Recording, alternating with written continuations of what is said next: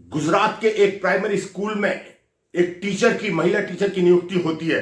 नियुक्ति होने के बाद वो बच्चों को नियमित रूप से आती है और पढ़ाती है और घर चली जाती है।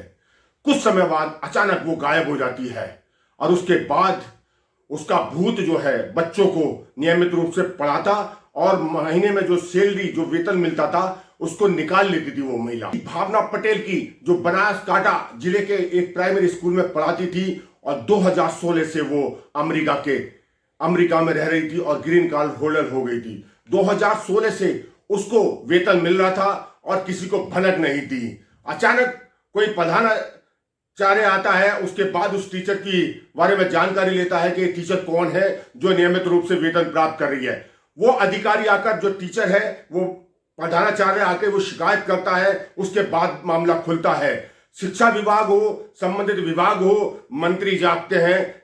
2016 से नियमित रूप से वो वेतन प्राप्त कर रही थी महिला। ऐसा हमारी शिक्षा व्यवस्था है इस देश में। अगर गरीब का जो बच्चा है, वो गरीब दलित जो बिल्कुल जो नीचे है, अगर वो बच्चा पढ़ेगा तो सवाल करेगा, पढ़ेगा इंडिया तो सवाल करेगा इंडिया। कैसी शिक्षा व्यवस्था है? बच्चों को पढ़ाने के नाम पर पैसा दिया जाता है लेकिन टीचर वहां नियुक्त नहीं की जाती हैं। ऐसे ही एक मामला उत्तर प्रदेश मेरठ जिले से आया, जहां 2013 में एक टीचर और एक प्रधानाचार्य रह जाते हैं। कभी एक टीचर अगर छुट्टी रह जाता तो 91 बच्चों पर, जो इंग्लिश भी पढ़ाएगा, मैथ भी पढ़ाएगा, साइंस भी पढ़ाएगा, सामाजिक भी, भूगोल भी, 91 बच्चों में केवल एक टीचर नियुक्त किया जाता है।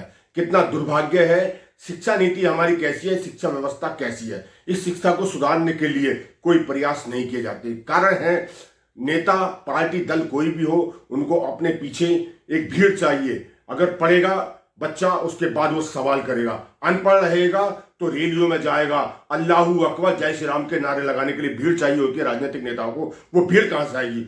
वो इस देश के अंदर ऐसे बच्चे, जो परिवार के जो बच्चे हैं, जिन्हें शिक्षा से दूर रखा जाता है, कागजों में शिक्षा के बड़े बड़े वादे किए जाते हैं लेकिन धरातल पर कुछ नहीं होता।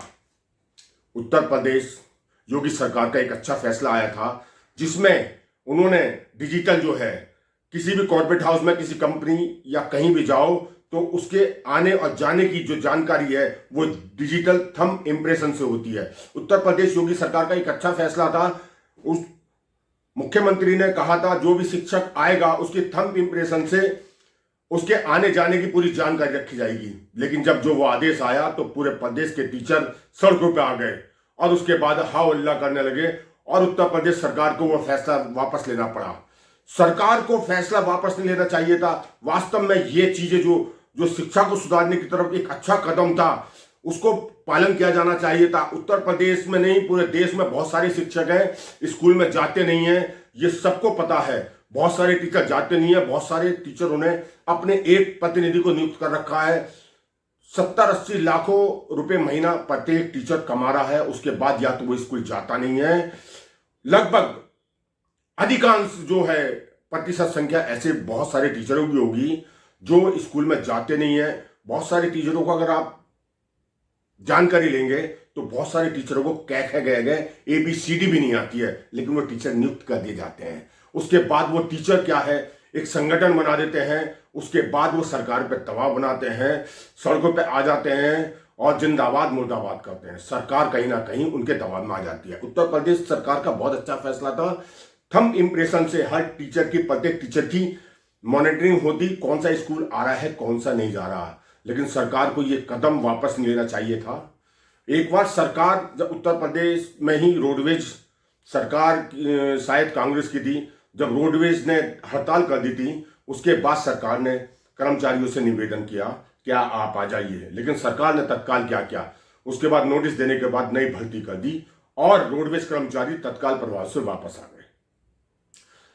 लाखों रुपए जो टीचर बच्चा पढ़ाने के लिए ले रहा है और वो स्कूल में जाता नहीं है, वो जिंदाबाद मुर्दाबाद या संगठन बनाकर सरकार पर दबाव बनाता है। सरकार को सोचना होगा। उत्तर प्रदेश सरकार का एक अच्छा फैसला है, इसको अमल में लाना चाहिए, इसे लागू किया जाना चाहिए। जो टीचर आएगा, पढ़ाएगा, जो वेतन ले रहा है वो वही उसी को वेतन मिलेगा जो वास्तव में समय पे स्कूल आ रहा है। वरना ये जो है, जो टीचर हैं, अगर बच्चों को नहीं पढ़ा रहे तो इस भविष्य जो उज्जवल भविष्य बच्चों का वो बर्बाद कर रहे हैं। ये जो टीचर हैं जो स्कूल में नहीं पढ़ा रहे, ये आतंकवादी जो बड़ी बड़ी घटनाएं करते हैं उनसे भी ज्यादा बड़ा अपराध कर रहे हैं। एक बच्चे को माँ बाप भेज रहे हैं स्कूल में, लेकिन बच्चा जब स्कूल में जाता है वहां टीचर नदारत रहता है, टीचर होता ही नहीं है। जब टीचर होगा तभी पढ़ेगा। अभी झारखंड की एक ऐसी वीडियो वायरल हो रही है जिसमें एक बच्ची है, वो आदिवासी बच्चे स्कूल में पढ़ती है, पढ़ने में जो देखने में सोशल मीडिया में लग रहा है उसको आप ये देखिए। कलेक्टेड में आप आए हो, कलेक्टेड में आप आए हो, रोते हुए निकले बाहर, क्यों? हम लोग कलेक्टर सर के पास गए थे तो उसने सर ने ना हम लोगों को डीओ साहब के पास भेजा कि हम लोग 2 दिन में व्यवस्था करते हैं टीचर्स की। लेकिन डीओ सर ने हमसे बदतमीजी से बात की, बोलते हैं ऐसी बहस मत करो, चलो जाओ यहाँ से। क्या ये सब लिखे हो एप्लीकेशन में? कौन सिखाया तुम लोगों को लिखने के लिए? जिंदगी भर जेल का वो करोगे ना, समझ आ जाएगा, ऐसे वैसे करके बोले हम लोगों को। और हमारा जो क्या मांग रहे थे बेटा? शिक्षक 2 साल हो गए, एक भी टीचर्स नहीं है, तो हम लोग टीचर्स की मांग करने के लिए गए थे। कितने टीचर नहीं हो? एक भी 11th-12th पिछले साल से खुला है, लेकिन 11th को जैसे तैसे करके हम लोग पास कर ले, लेकिन 12th हमारा बोर्ड है, बोर्ड हमारा बेस है, तो हम लोग कैसे फाइट करेंगे उसको? तो हम लोग टीचर्स की मांग करने के लिए गए थे, तो वैसे ही बोल दिया डीओ सर। आपके स्कूल का क्या नाम है? कितने बच्चे हैं जिसमें पढ़ाने के लिए एक भी शिक्षक नहीं है? हाँ, गवर्नमेंट हायर सेकेंडरी स्कूल आलीवारा से है हम लोग, और 4 टीचर्स बस हैं, वो भी 9th-10th के लिए है, 11th-12th के नहीं है वो सर मैम जो है वो। 160।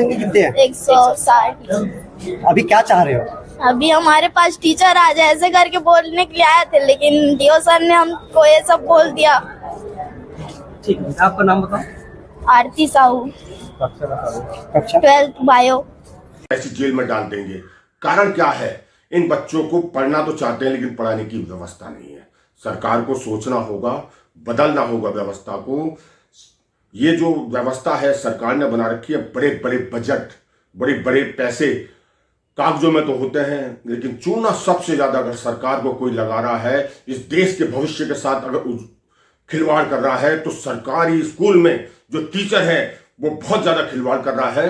वो बहुत सारे टीचर तो जाते नहीं स्कूल है, लेकिन बहुत सारे टीचर, ऐसा नहीं सभी को हम कहेंगे, बहुत सारे टीचर ऐसे भी हैं बड़ी निष्ठा और ईमानदारी के साथ वो बच्चों को पढ़ाते हैं, और जो कहीं ना कहीं जो बच्चे पढ़ के आगे निकलते हैं सरकारी स्कूल में, तो उन टीचरों का योगदान ही होता है जो वास्तव में अपनी जिम्मेदारी का निर्वहन करते हैं। लेकिन बहुत सारे टीचर ऐसे हैं जो स्कूलों में जाते नहीं हैं, पढ़ाते नहीं हैं और नेतागिरी करते हैं, उसके बाद बड़ा बड़ा वेतन प्राप्त कर रहे हैं। वो वेतन इस देश के हर व्यक्ति से लिया जा रहा है। अगर बच्चा पैदा हो रहा है उससे भी टैक्स लिया जा रहा है। जब उस दूध की बोतल आती है तो उस पर टैक्स लिया जाता है, उस टैक्स से इनको वेतन मिल रहा है। जो कॉर्पोरेट हाउस है, ये जो हम व्यापार करने वाले जीएसटी या जो रोजगार कारोबार का जो टैक्स दे रहा है, उस टैक्स से इन टीचरों को पैसा मिल रहा है, और उसके बाद ये लोग पढ़ाते नहीं है। सरकार को सोचना होगा, कदम उठाना होगा।